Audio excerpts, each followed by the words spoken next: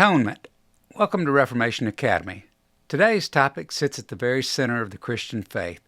It explains how the work of Christ actually saves. We're talking about atonement.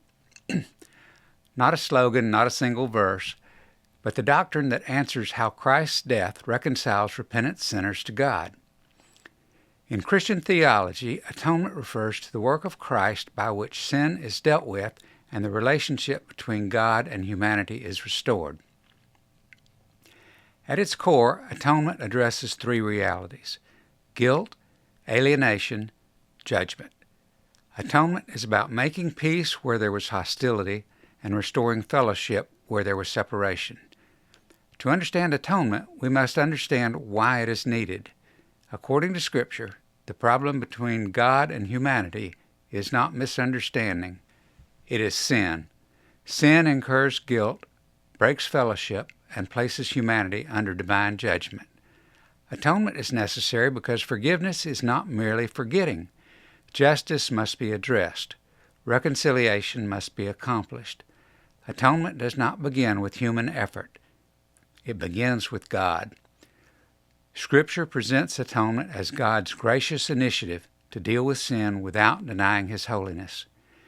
God provides what His justice requires. Atonement is not humanity finding its way back to God. It is God making a way for sinners to be reconciled. The New Testament places the atonement squarely at the cross of Christ. Jesus' death is not treated as a tragic accident or a moral example. It is presented as a purposeful saving act. Through the cross, sin is confronted, evil is defeated, and reconciliation is secured. Whatever else Christians say about the atonement, they agree on this: it happens at the cross.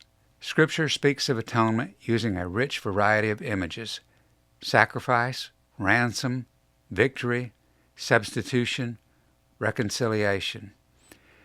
These are not competing ideas. They are complementary ways of describing a single saving work. The Bible does not reduce the atonement to a single metaphor. It invites us to see its depth from multiple angles. Because of the atonement, something objective has changed. God's righteous judgment against sin has been addressed. Believers are reconciled to God, not merely reassured psychologically. Atonement secures peace not by ignoring sin, but by dealing with it fully. Atonement is often misunderstood. It is not God venting anger on an innocent victim. It is not divine child abuse. It is not merely a demonstration of love without moral consequence. The cross reveals God's justice and God's mercy working together. Let me close with this. The atonement is not just one doctrine among many. It is the heartbeat of the gospel itself. Without atonement, there is no forgiveness. With atonement, the gospel becomes a real announcement that God has acted in history to deal with sin and restore sinners. Everything else in Christian theology flows from this saving work. Thank you. If you found this helpful, consider subscribing and exploring the rest of this series here at Reformation Academy. Godspeed.